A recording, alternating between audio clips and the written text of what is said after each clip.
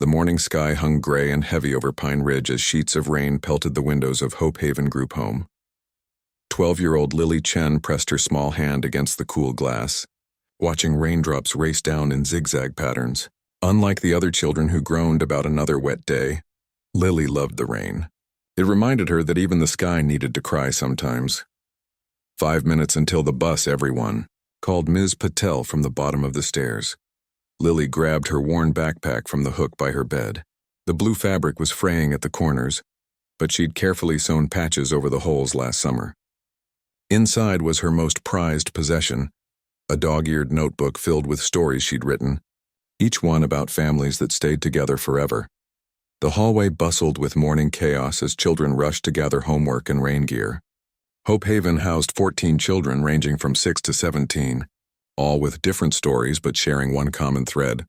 They had no permanent families to call their own. "Hey, did you finish the math homework?" asked Joey, a freckle-faced 10-year-old who had arrived at the home 3 months ago. Lily nodded, pulling out her worksheet. "You can check your answers, but don't just copy, okay? Mrs. Wilson always knows," Joey grinned. "You're the best!" Downstairs, Miss Patel was spreading peanut butter on toast with lightning efficiency. At 52, she had the energy of someone half her age, and a heart big enough to mother them all. Her dark hair was streaked with silver, and laugh lines mapped her face like well-loved trails. "Lily, don't forget your rain jacket this time," Ms. Patel said, handing her a piece of toast. "I just dried it yesterday after you left it in the garden." "Thanks," Lily mumbled through a mouthful of toast. She slipped on the yellow jacket that was a hand-me-down from an older girl who had been adopted last year. The sleeves hung past her fingertips, but she didn't mind. "I've got library duty after school," Lily reminded Ms. Patel. "I'll be home by 5. Ms. Patel nodded, already turning her attention to a 6-year-old who couldn't find her rain boots. "Be careful crossing Maple Street with all this rain. The cars can't see as well." Lily didn't know those words would echo in her mind later. Outside, the rain had momentarily slowed to a drizzle. The group of children huddled under the overhang, waiting for their bus to Pine Ridge Middle School. Lily stood slightly apart, watching a robin hop along the wet grass, searching for worms brought to the surface by the rain. "Bus is running late," said Theo, the oldest boy at the home. At 14, he had appointed himself the unofficial protector of the younger kids. Probably backed up because of the weather. Lily checked the small watch on her wrist, a gift from her social worker, Ms. Green, for her birthday last year. It was already 7:40 and school started at 8:15. "I'm going to walk," Lily announced. "I have to return a book to the library before first period and Mrs. Bell gets grumpy if I'm late." Theo frowned.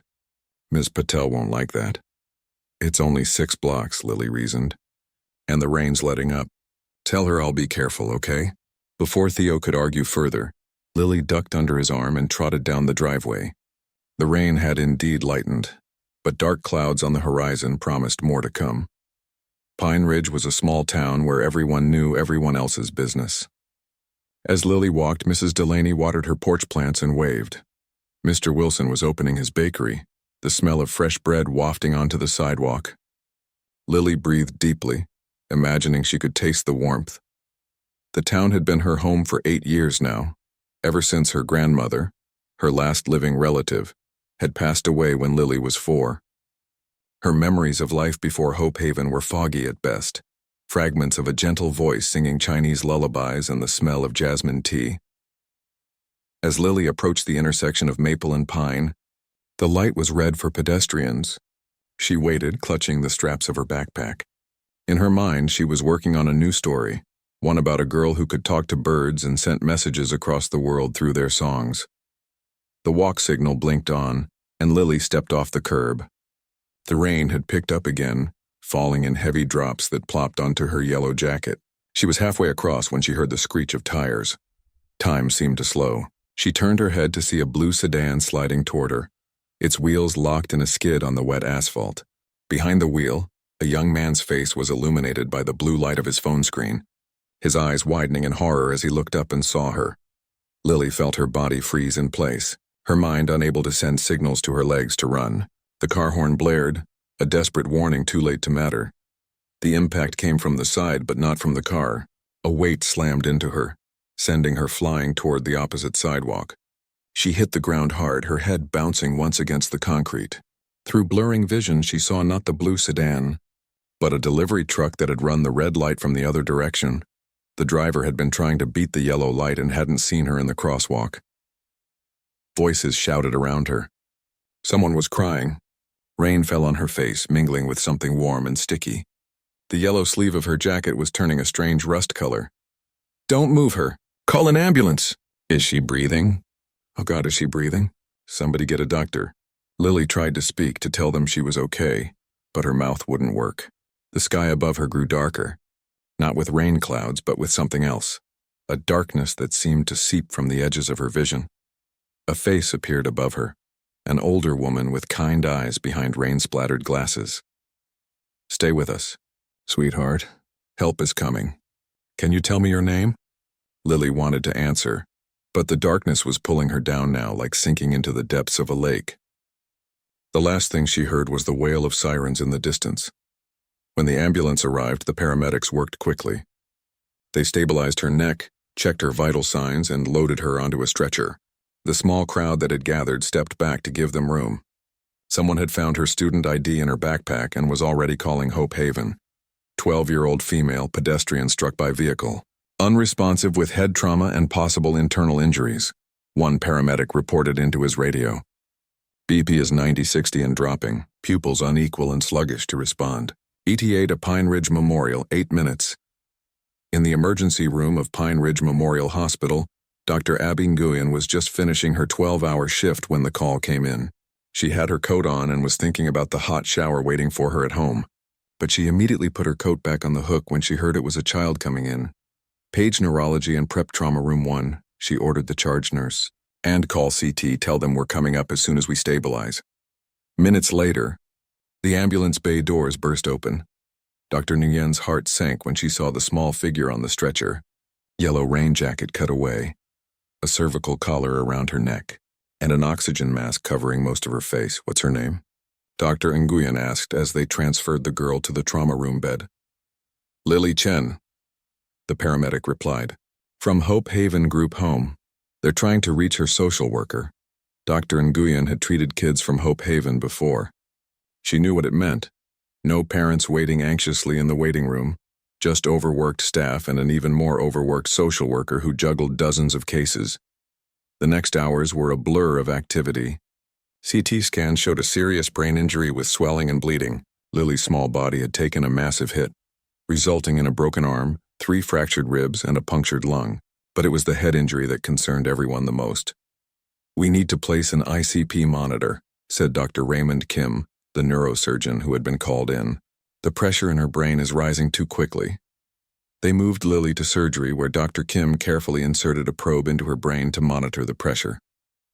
From there, she was transferred to the pediatric intensive care unit, where machines took over the work of keeping her alive, breathing for her, monitoring every heartbeat, delivering medications through IVs that snaked into her veins.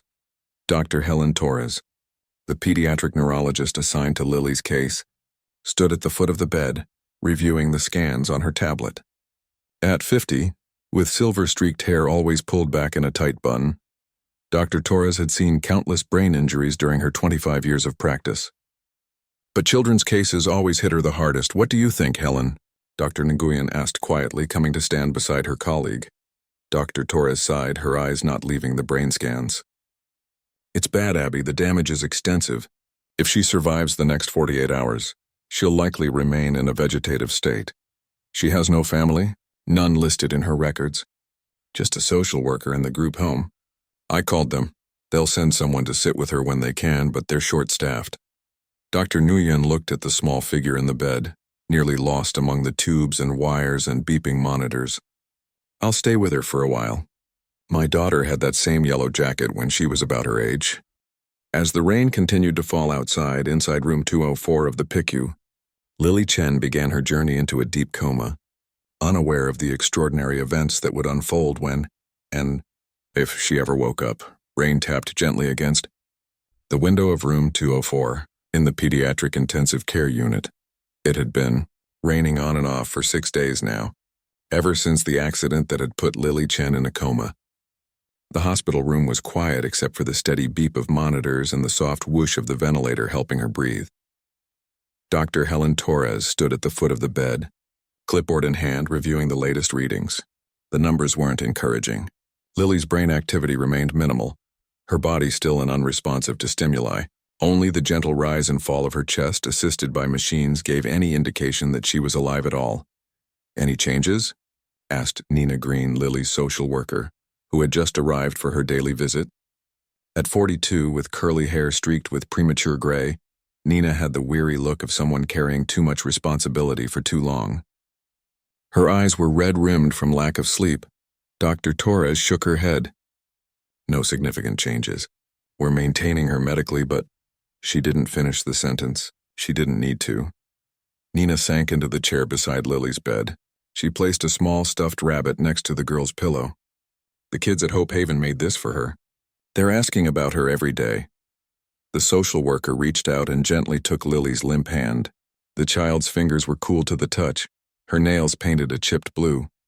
Probably a weekend activity at the group home.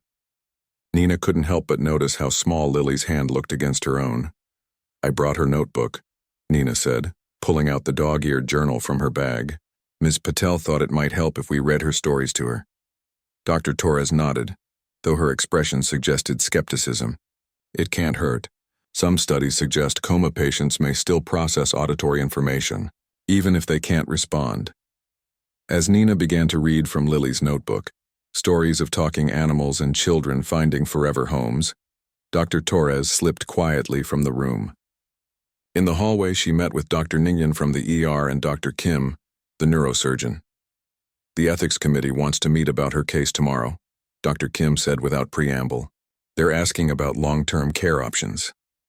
"It's only been 6 days," Dr. Torres replied, a hint of defensiveness in her voice. Dr. Nguyen sighed. "You know how it is, Helen. No insurance beyond basic state coverage, no family to advocate for extended care. They're already talking about transferring her to a long-term facility." "Give me 2 more weeks," Dr. Torres said firmly. "There's something about her brain scans that doesn't match typical coma patterns. I can't put my finger on it, but I want more time." The 3 doctors looked through the window into Lily's room where Nina was still reading, her voice a soft murmur behind the glass. The girl in the bed remained motionless, tubes and wires making her seem smaller than her 12 years. 2 weeks, Dr. Kim agreed reluctantly, "but you'll need to document everything. If there's no improvement by then, we'll have to consider other options." As the days passed, Lily remained in her coma, but the hospital room began to change around her. Cards made by the children at Hope Haven covered one wall. Ms. Patel had brought in a small lamp with a warm glow to soften the harsh hospital lighting. Lily's few possessions, a photo of her grandmother, a well-loved copy of Anne of Green Gables, and a jade pendant that had belonged to her mother, sat on the windowsill. Dr. Torres found herself spending more time in room 204 than her other cases warranted. She reviewed Lily's charts multiple times a day, ordered additional tests, and often stayed late to monitor subtle changes in the girl's condition. Her colleagues noticed. "You're getting too attached," warned Dr. Nguyen over coffee in the hospital cafeteria, 2 weeks after the accident. "I've been there, Helen. It doesn't help them and it breaks you." Dr. Torres stirred her coffee thoughtfully. "There's something different about this case. Look at these readings."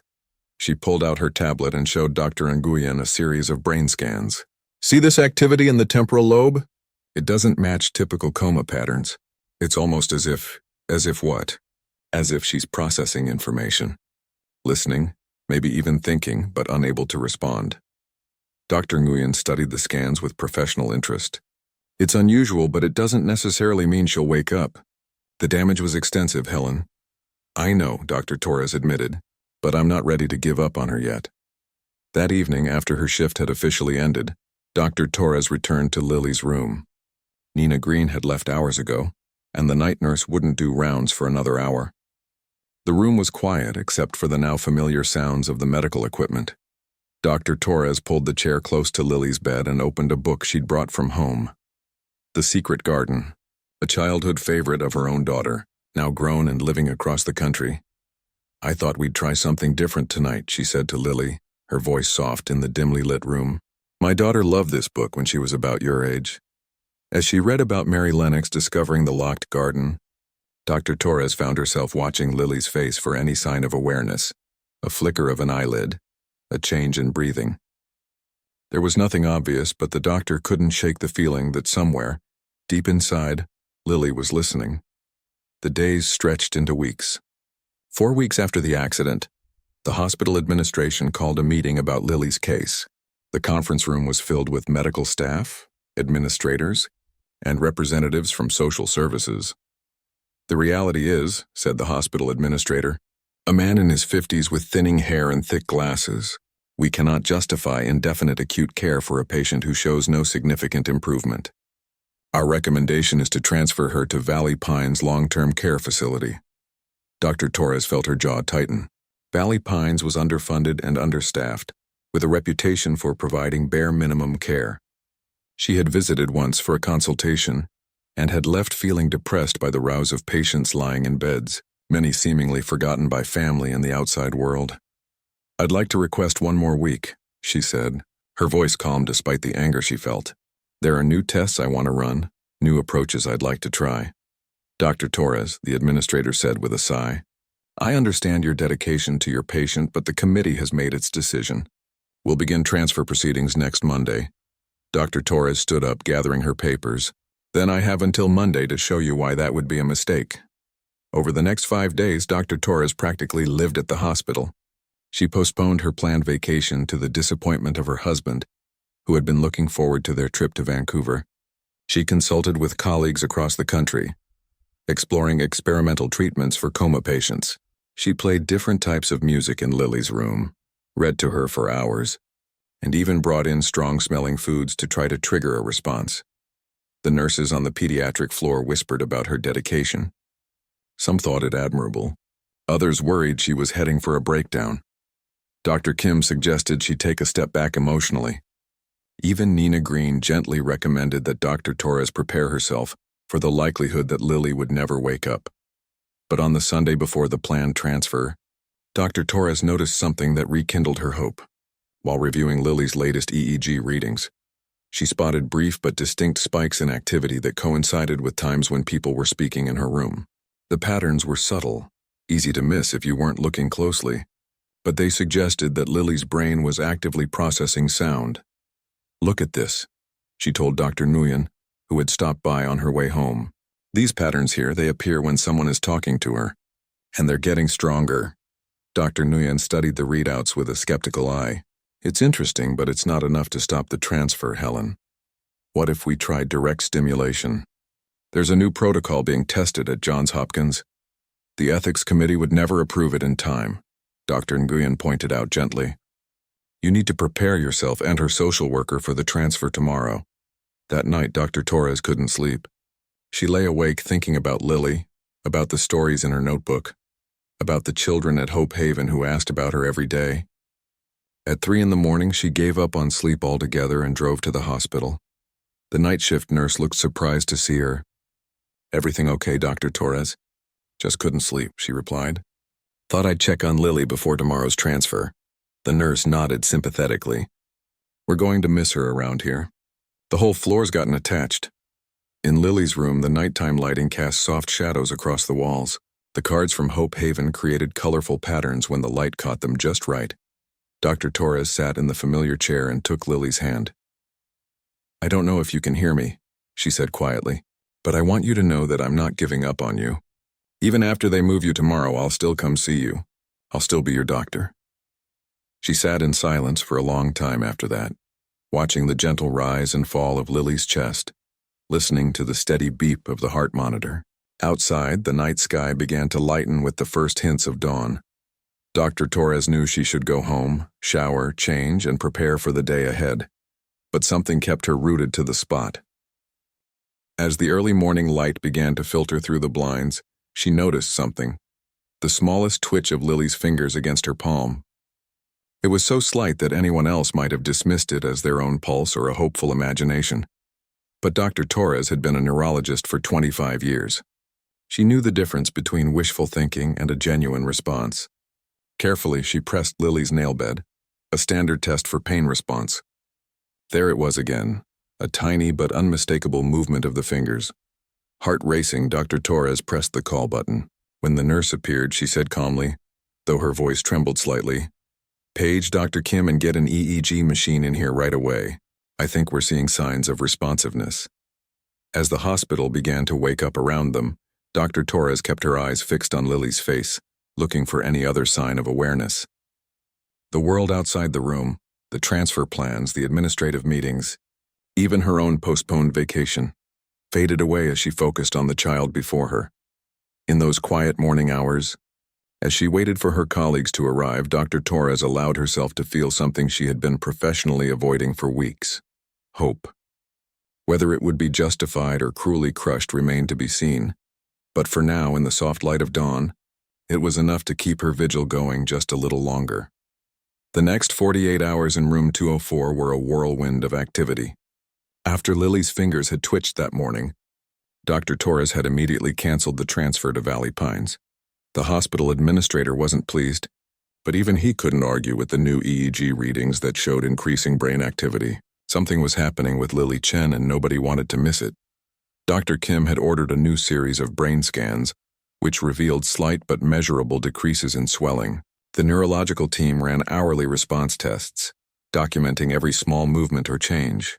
Nurses took turns sitting with Lily, talking to her, playing her favorite music discovered from notes at Hope Haven. The previously quiet room now bustled with cautious optimism. By day 43 since the accident, Lily had shown several promising signs: occasional finger movements, changes in breathing patterns when spoken to, and even a slight turning of her head toward voices. Dr. Torres had barely left the hospital, catching naps on the break room couch and showering in the staff locker rooms. "You need proper rest," Dr. Nguyen insisted, finding Dr. Torres reviewing charts at 3 in the morning. "You won't help Lily if you collapse from exhaustion." Dr. Torres smiled tiredly. "I'll rest when she wakes up." "If she wakes up," Dr. Nguyen corrected gently. "Helen, these are good signs, but you know as well as I do that recovery from this kind of trauma is rarely straightforward. Even if she regains consciousness, she might not be the same Lily." Deep down, Dr. Torres knew this was true. Brain injuries were notoriously unpredictable, and even patients who woke from prolonged comas often faced significant challenges: memory loss, personality changes, physical disabilities. But something told her that Lily's case was different. The patterns in her brain activity weren't just random firing. They showed purpose, as if her mind was rebuilding itself from the inside out. That night, Dr. Torres took the overnight shift monitoring Lily. The hospital had quieted as it always did after visiting hours, with only the essential staff moving quietly through dimmed hallways. Outside, a full moon shone through breaks in the clouds, casting silvery light across Lily's bed. Dr. Torres sat in her usual chair, updating notes on her tablet. She'd brought a fresh cup of coffee, her fourth of the day, and a sandwich that remained untouched on the side table. The gentle rhythm of the monitors had become as familiar to her as her own heartbeat. At 2:17 a.m., something changed. It wasn't dramatic, just a slight hitch in the pattern of beeps from the heart monitor, a small increase in Lily's pulse rate. Dr. Torres looked up from her tablet, instantly alert. Years of medical training had taught her to notice even the smallest shifts in a patient's condition. Lily's eyelids were fluttering. Dr. Torres set her tablet aside and moved closer to the bed. Hardly daring to breathe, she pressed the call button for the nurse, then leaned over Lily, her voice gentle but clear. "Lily? Lily, can you hear me? It's Dr. Torres." The fluttering continued, more pronounced now. Then slowly, as if weighted down, Lily's eyelids opened. Her gaze was unfocused at first, staring at nothing, and Dr. Torres felt her heart sink. This could be just a reflex, not true awakening. But then Lily blinked once, twice. Her eyes moved, scanning the room before settling on Dr. Torres's face. There was confusion there, but also something else, awareness. "Lily?" Dr. Torres said again, taking the girl's hand. "If you can hear me, try to squeeze my fingers." A weak pressure encircled Dr. Torres's hand. Not just a twitch this time, but a deliberate squeeze. The night nurse, Penny, appeared in the doorway. "Did you need something, Dr. Torres?" "Page Dr. Kim immediately," Dr. Torres said, not taking her eyes off Lily. and get respiratory therapy in here. I think she's waking up. The next few minutes were a blur of activity. The respiratory therapist arrived to assess whether Lily could breathe on her own. Dr. Kim arrived, still pulling on his white coat, having been asleep in the on-call room. Monitors beeped, voices overlapped with medical jargon, and through it all Lily's eyes remained open, tracking the movement around her with growing awareness. "Lily," Dr. Kim said, shining a small light into her eyes to check pupillary response. "Do you know where you are?" Lily's brow furrowed slightly. Her lips moved, but no sound came past the breathing tube still in her throat. "Don't try to talk yet," Dr. Torres told her. "We need to remove the breathing tube first. Just nod or shake your head. Do you know where you are?" After a moment's hesitation, Lily gave a small nod. "You're in the hospital. You've been in a coma for 43 days. Do you remember the accident?" This time Lily shook her head. "That's normal," Dr. Torres assured her. "Memory loss is common after a brain injury." The respiratory therapist had completed his assessment. "She's initiating breaths on her own. Oxygen levels are good.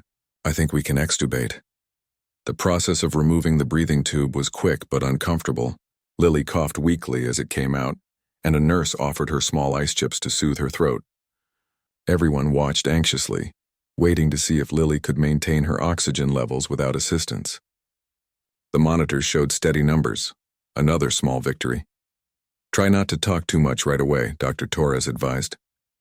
"Your throat will be sore from the tube." Lily nodded, then surprised everyone by raising her hand to point at the water cup. Her movements were shaky but purposeful. "Look at that motor control," Dr. Kim murmured to Dr. Torres. "That's remarkable." The room gradually quieted as the initial excitement settled into careful monitoring. Dr. Kim left to update the medical team and prepare for a full neurological assessment in the morning. The respiratory therapist removed the bulky ventilator, replacing it with a simple oxygen cannula as a precaution. The night nurse adjusted Lily's pillows and checked her IV lines before stepping out to complete her charting. Soon, only Dr. Torres remained with Lily in the dimly lit room. The doctor pulled her chair closer to the bed, her exhaustion forgotten in the miracle of the moment. "You should try to rest," she told Lily softly. "Your body has been through a lot." Lily's eyes, however, were alert now. She looked around the room, taking in the cards on the wall, the stuffed animals lined up on the windowsill, the medical equipment surrounding her bed. Then her gaze returned to Dr. Torres, studying her with surprising intensity. "Would you like me to call someone?" Dr. Torres asked. "Ms. Green, your social worker? Or Ms. Patel from Hope Haven?" Lily shook her head. She pointed to her throat, then made a writing motion with her hand. "You want to write something down?" "Of course."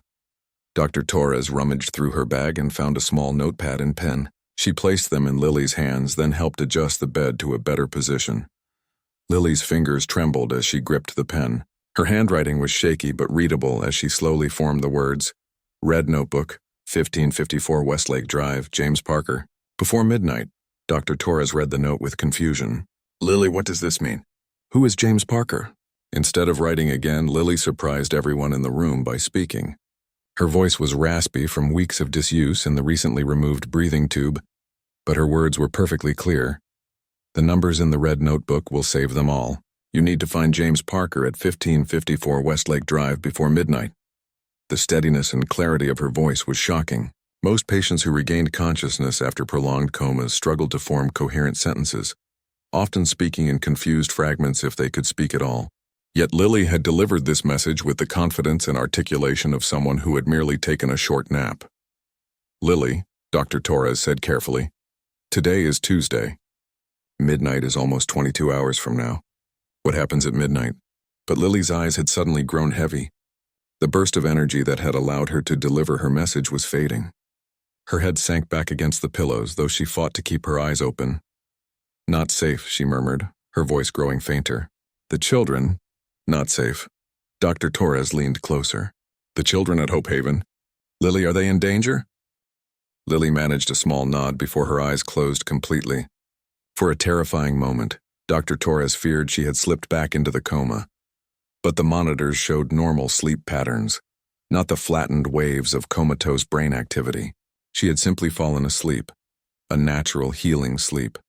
Dr. Torres sat back in her chair, staring at the note in her hand. The message made no sense.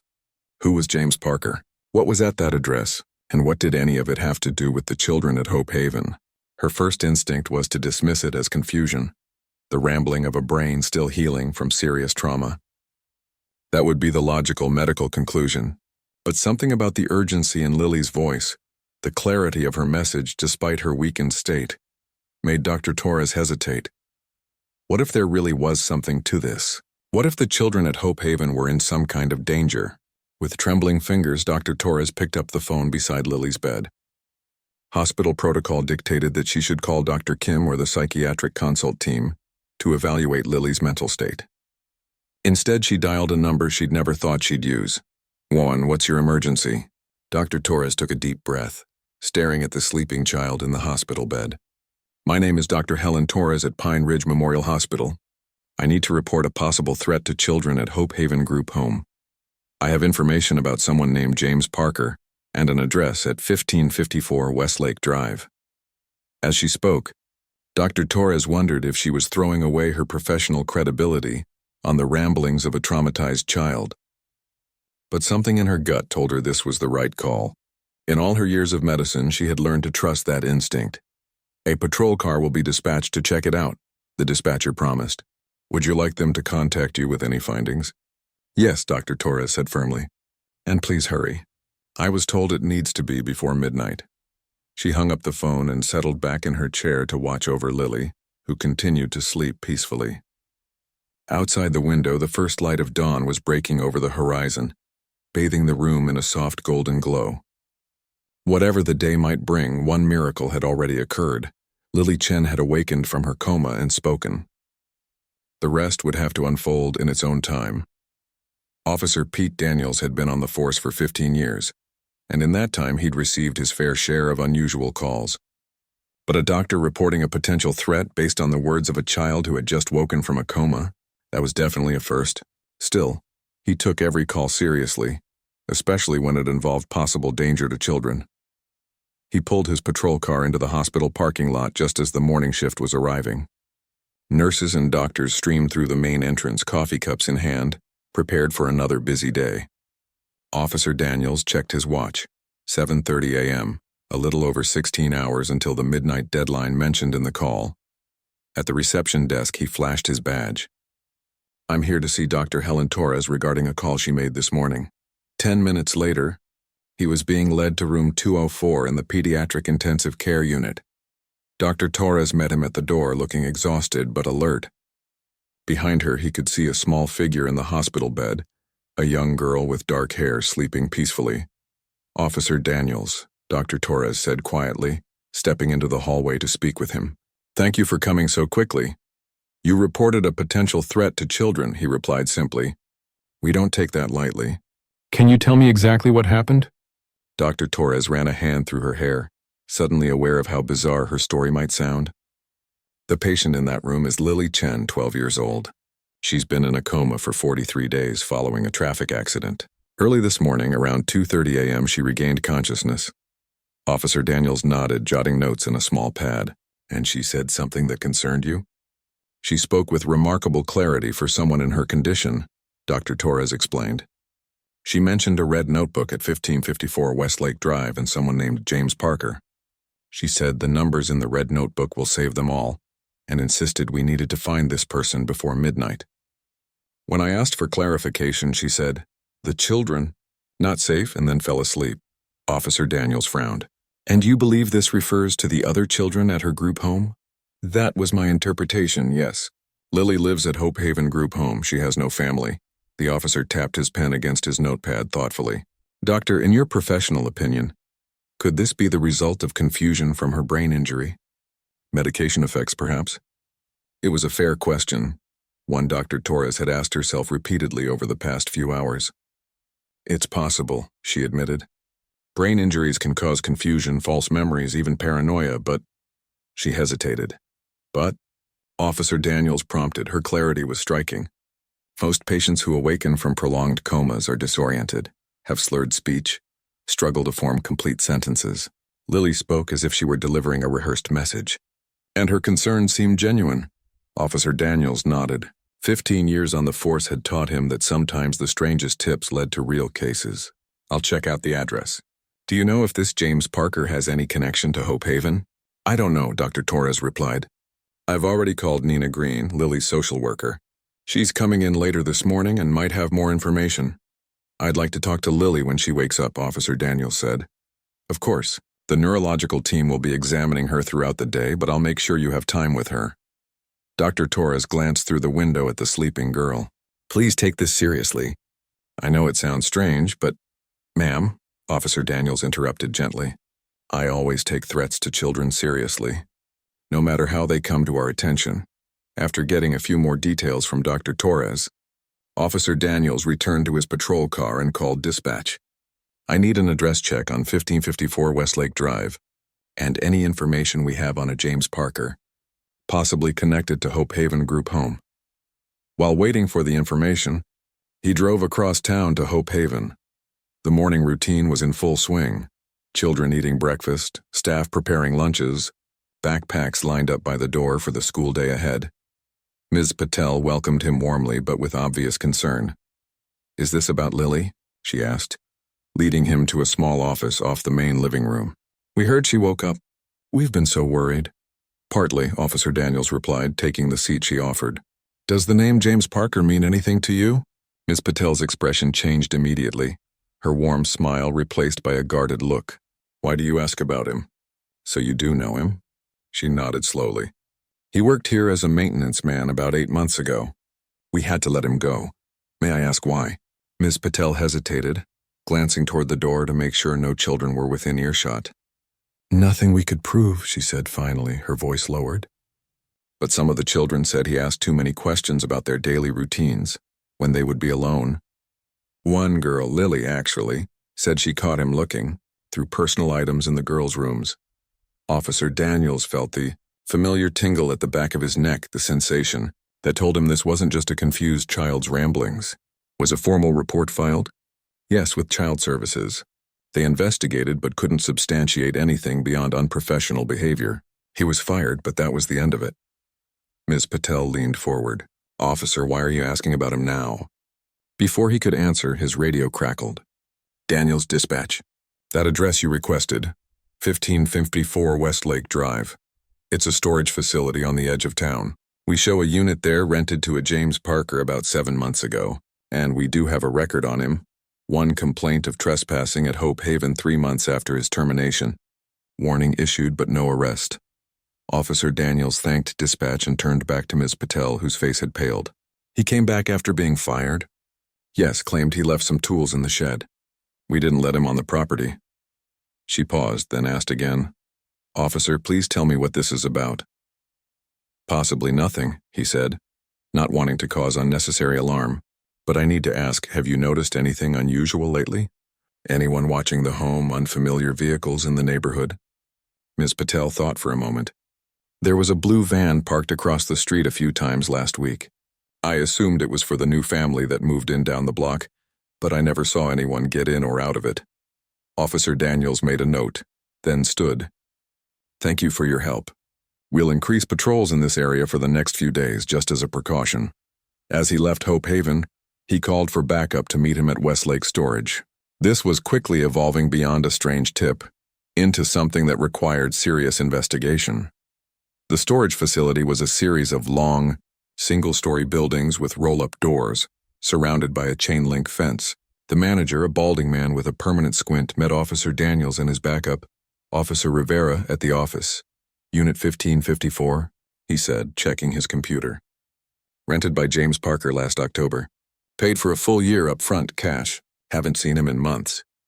We need to see inside, Officer Daniels said, showing him a freshly obtained warrant. The girl's strange warning had been enough to convince a judge, especially given Parker's history with the group home. Sure, the manager said, grabbing a ring of master keys. Follow me.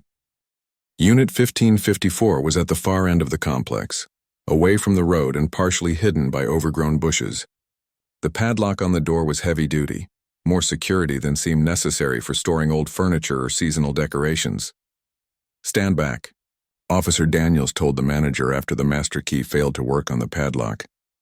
Officer Rivera brought out bolt cutters from the trunk of his patrol car, and with a sharp snap, the lock fell to the ground. The officers drew their weapons as a precaution before rolling up the door. The manager flicked a switch and a single bare bulb illuminated the space. At first glance, the unit seemed disappointingly ordinary. Some old furniture, boxes stacked against the walls, a workbench along the back. But as Officer Daniels stepped inside, he noticed something odd. The workbench had been set up like a desk with a laptop, printer, and what appeared to be surveillance equipment. And there, in the center of the desk, was a red notebook.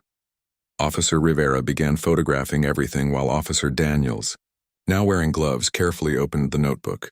Inside were handwritten notes, lists of names, children's names, he realized with a chill, and detailed schedules. He recognized many of the names from Hope Haven. Rivera, he said quietly, call the station. We need the detective unit here now, and contact the FBI's Crimes Against Children unit. As he flipped through the notebook, the full horror of what they'd discovered became clear. Parker had been planning something involving the children at Hope Haven, and he wasn't working alone.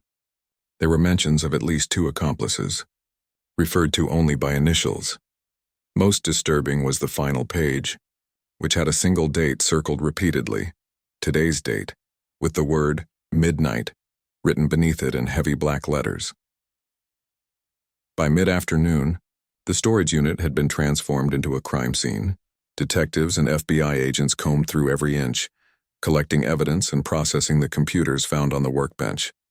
Officer Daniels had returned to the station to coordinate with the team now searching for James Parker and his associates. Meanwhile, at Pine Ridge Memorial Hospital, Lily had awakened again. She was groggy and confused with no memory of her earlier warning. When Dr. Torres gently asked her about James Parker, she showed no recognition of the name.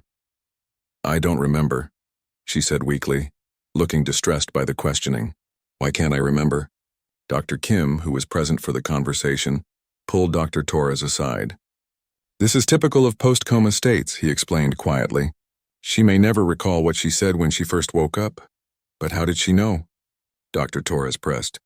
The police found exactly what she described, a red notebook at that address with evidence of a planned abduction. How could she possibly have known that? Dr. Kim shook his head. I don't have a medical explanation for you. Perhaps she overheard something before her accident. Children often absorb more than we realize. At the police station, Officer Daniels was asking himself the same questions as surveillance photos of James Parker were distributed to every officer in the city. How had a comatose girl known about a plot that even the police had been unaware of? And more urgently, where was Parker now?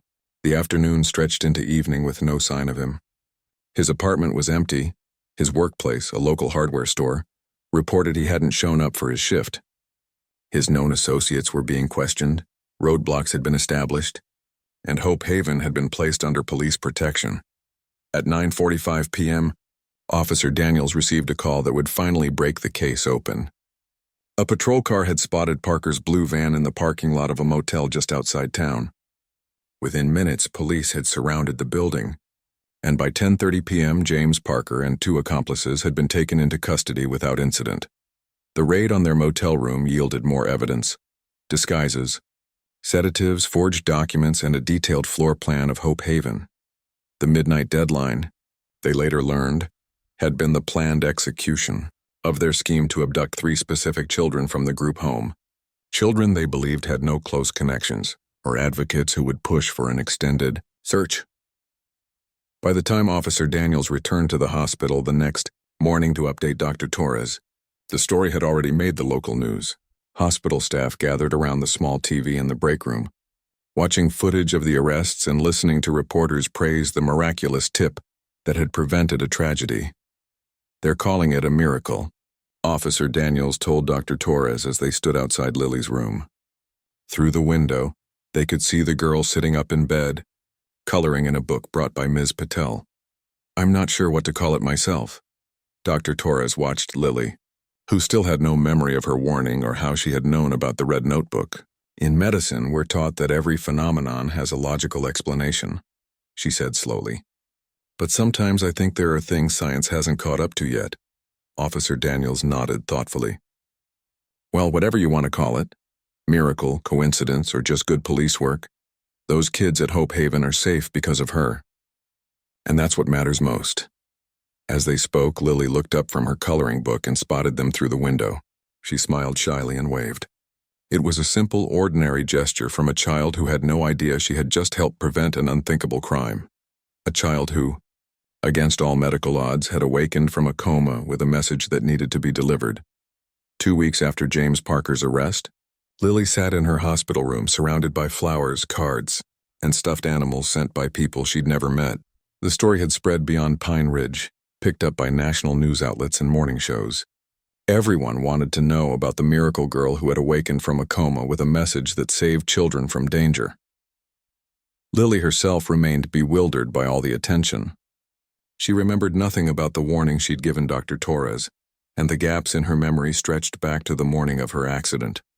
The last clear memory she had was eating toast in the kitchen at Hope Haven, while Ms. Patel reminded her about her rain jacket. It's like trying to remember a dream that keeps slipping away, she told Dr. Torres during her daily checkup. Sometimes I think I almost have it, but then it's gone again. Her recovery had been remarkable in other ways. The physical therapy team was amazed by how quickly she regained coordination and strength. Her cognitive tests showed almost no deficit in thinking or problem-solving abilities. Even the speech therapist commented that Lily seemed to have bypassed many of the typical struggles faced by patients recovering from severe brain injuries.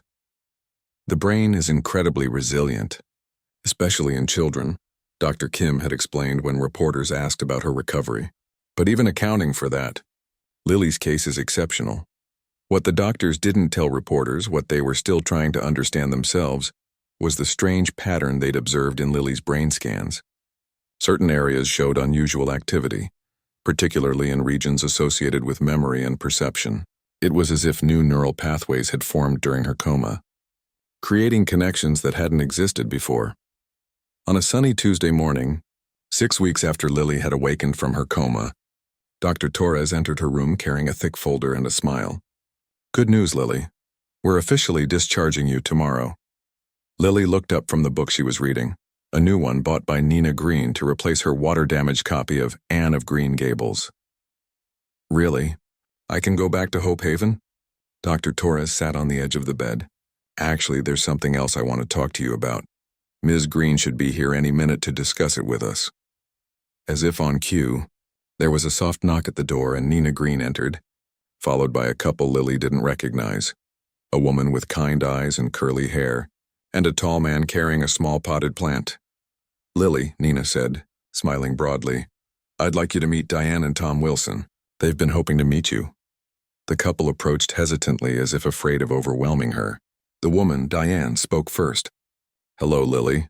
We've heard so much about you." Lily looked questioningly at Nina and Dr. Torres, who nodded encouragingly. "The Wilsons have been foster parents for many years," Nina explained. "They specialize in children with medical needs.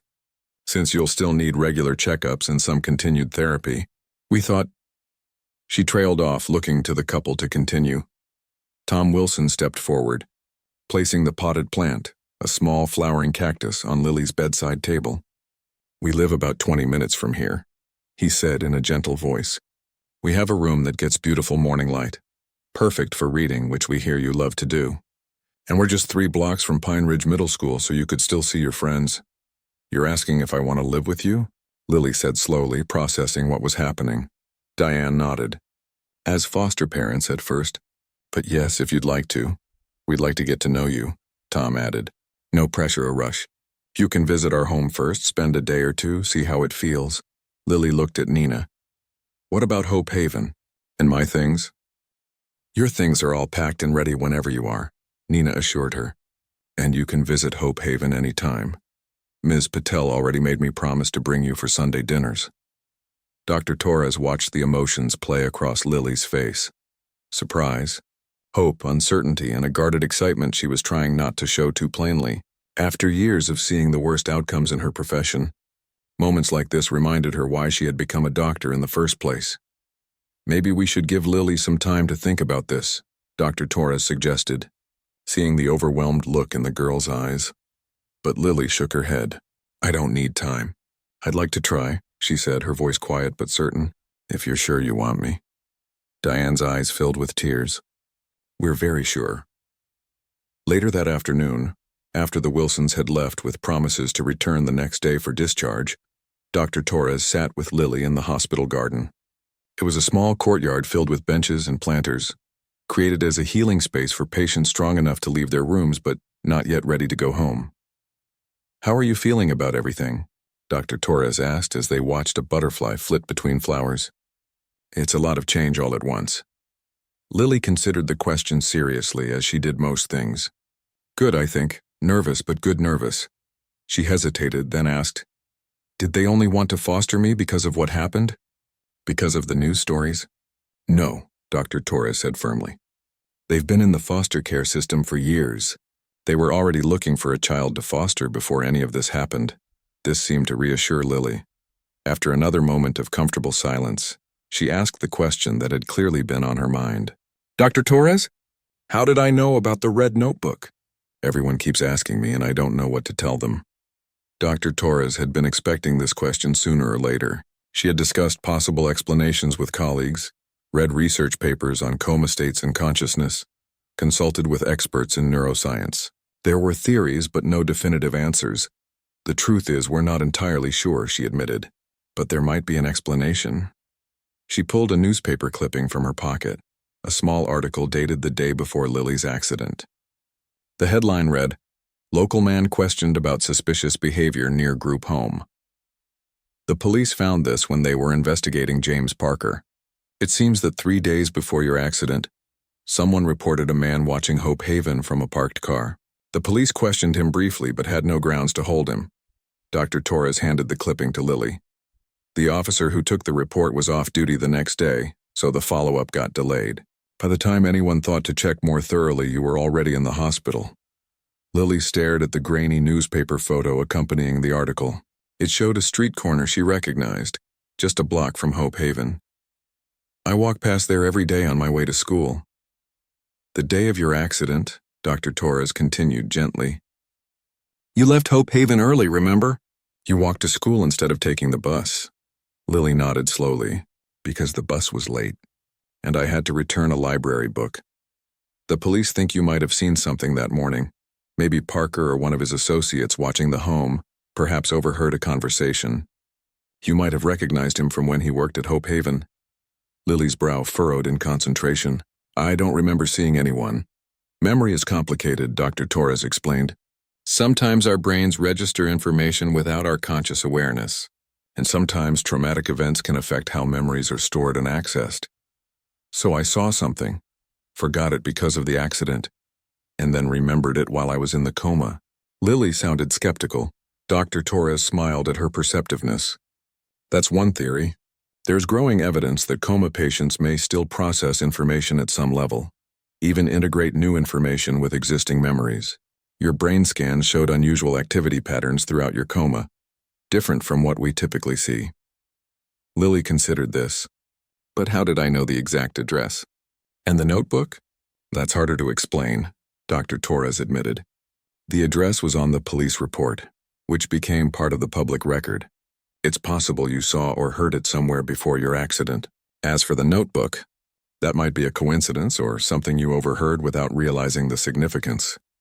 Neither of them looked entirely convinced by this explanation, but it was the most rational one available. "Some things in medicine remain mysterious," Dr. Torres added. "The human brain is incredibly complex and we're still learning how it works, especially in unusual states like comas." Lily handed the clipping back. "Do you believe in miracles, Dr. Torres?" The question took the doctor by surprise. Throughout her career, she had witnessed recoveries that defied medical explanation, coincidences that seemed too perfect to be random. She had been trained to look for scientific explanations, to trust data and evidence over intuition or faith. Yet there were moments, like Lily awakening with her urgent message, that challenged those boundaries. "I believe there are things we don't yet understand," she said carefully. "Things science hasn't explained yet. Whether you call those miracles or mysteries or something else entirely depends on your perspective, I suppose." Lily seemed satisfied with this answer. "Ms. Patel says everything happens for a reason. That maybe I had my accident so I could help stop something bad from happening. Dr. Torres considered her words. What do you think about that? I think, Lily paused, finding her thoughts. I think bad things just happen sometimes. But maybe what matters is what we do afterward. Dr. Torres smiled. This 12-year-old girl who had experienced more hardship than many adults possessed a wisdom beyond her years. I think you're right. As they sat in the garden, a soft breeze rustling the leaves around them, Dr. Torres thought about the strange journey that had brought them here. Her decision to cancel her vacation to stay with Lily, the ethical committee's push to transfer her to long-term care, the unlikely awakening just hours before the planned move, the warning that had seemed so bizarre at the time but proved to be life-saving. Dr. Torres had spent her career looking for patterns, for cause and effect, for logical explanations. But perhaps some patterns were too large to see from where she stood, like a mosaic that only made sense when viewed from a distance. 6 months later, Dr. Torres received an invitation in the mail. It was handmade with pressed flowers decorating the edges. Inside, in careful handwriting, was an invitation to a small celebration at the Wilson home, Lily's adoption day. The ceremony itself was simple: a judge, a few signatures, tears and hugs all around. Lily stood between Diane and Tom, no longer just a foster child but their daughter in the eyes of the law. Ms. Patel and the children from Hope Haven were there, along with Nina Green and several of Lily's nurses from the hospital. Afterward, at the reception in the Wilsons' backyard, Dr. Torres found Lily sitting slightly apart from the celebration, watching butterflies in the garden much as they had done that day at the hospital. Congratulations, Dr. Torres said, sitting beside her on the porch swing. How does it feel to be officially adopted? Lily smiled, a full, unguarded smile that transformed her face, like waking up from a long dream into something better. Dr. Torres thought it was perhaps the perfect way to describe what had happened. Not just Lily's medical recovery, but her journey from an orphaned child to one with a family, a home, and a future. As the sun began to set, casting golden light across the yard where Lily's new family and friends celebrated, Dr. Torres reflected on the strange case that had changed her own perspective on medicine, science, and perhaps even miracles. She had published a paper on Lily's case in a medical journal, Trauma-Induced Cognitive Phenomena in Pediatric Patients, which had sparked new research into coma states and consciousness, but the true impact couldn't be measured in medical journals or research grants. It was here in this backyard, watching a child who had been given a second chance at life, and who, in her own mysterious way, had given that same chance to others. Some questions might never have satisfying answers. Some mysteries might remain just that, mysteries. But as Dr. Torres watched Lily laugh with her new parents, she thought that perhaps the most important outcomes were the ones you couldn't predict or explain, but could only witness with gratitude and wonder.